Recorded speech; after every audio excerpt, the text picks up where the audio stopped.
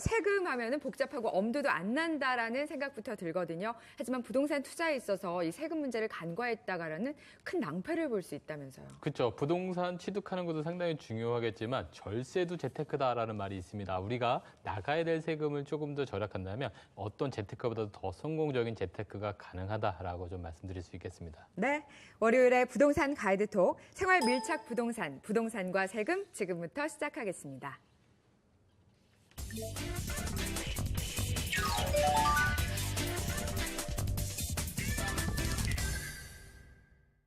종잣돈으로 시작하는 부동산 투자. 그러나 투자에 앞서 꼭 체크해야 하는 것이 있다. 바로 다양한 세금의 종류. 취득세부터 재산세, 양도소득세까지. 알아두면 피가 되고 살이 되는 부동산 세금의 모든 것. 부동산 가이드톡에서 확실히 정리해드립니다.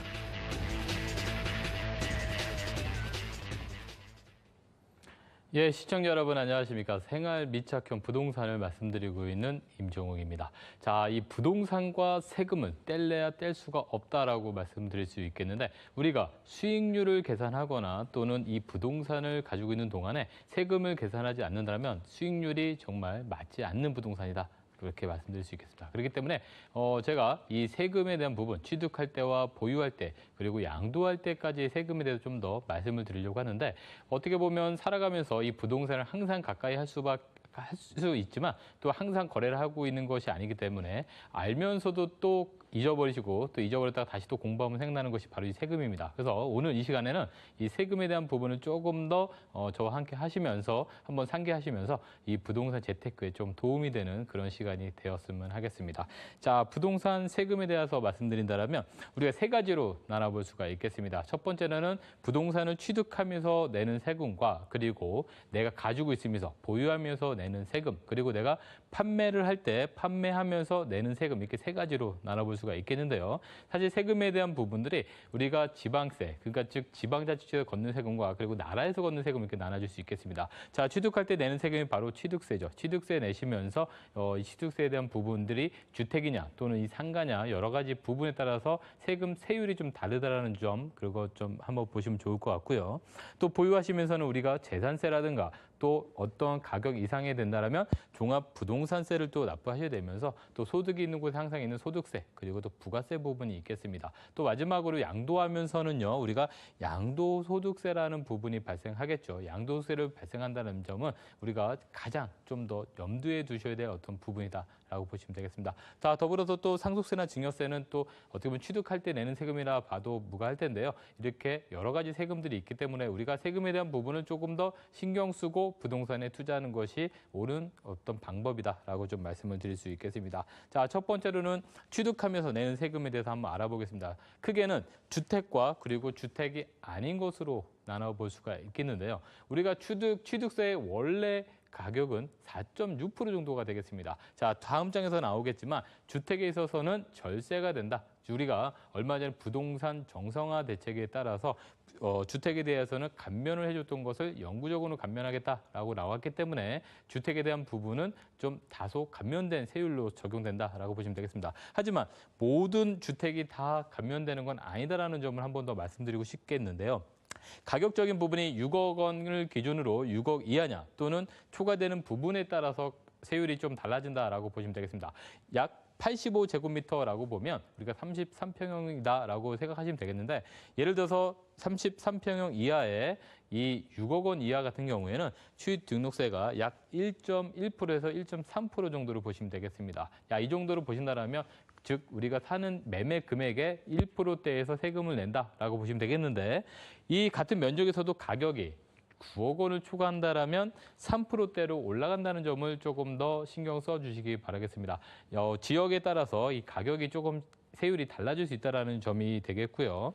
자, 두 번째로 보신다면 원래 정상적인 주택 위에가 4.6%입니다. 원래 주택 아닌 것이 4.6%가 되겠고, 자, 상속이라든가 증여라든가 농지에 따라서 세율이 조금씩 달라진다는 점이 특징이 되겠습니다. 그렇기 때문에 이런 부분 조금 더 보여주시면 좋을 것 같고요. 자, 두 번째로는 보유하시면서 내는 세금이 되겠는데 우리가 보유하시면 내는 세금이 재산세와 그리고 종합부동산세가 있을 것입니다. 자, 재산세 같은 경우에는 과세 기준이 6월 1일이다라고 얘기해 드릴 수가 있겠는데 자, 이 6월 1일 기준을 기준점으로 해서 소유하고 계시는 분이 재산세를 낸다라고 보시면 되겠습니다. 예를 들어서 우리가 5월 달에 매매 계약을 작성하고 5월 31일 날 잔금을 치렀습니다. 그렇다면 6월 1일에는 매수자, 새로 샀던 사람이 집을 취득하게 되는 것이죠. 그러면 결론은 6월 1일 날 소유권을 갖고 있는 사람이 재산세를 낸다. 내가 가지고 있었더니 하루밖에 안 내는데 무슨 세금을 내느냐? 하지만 6월 1일이 과세 기준일이라는 것을 한번 보시게 되겠고요.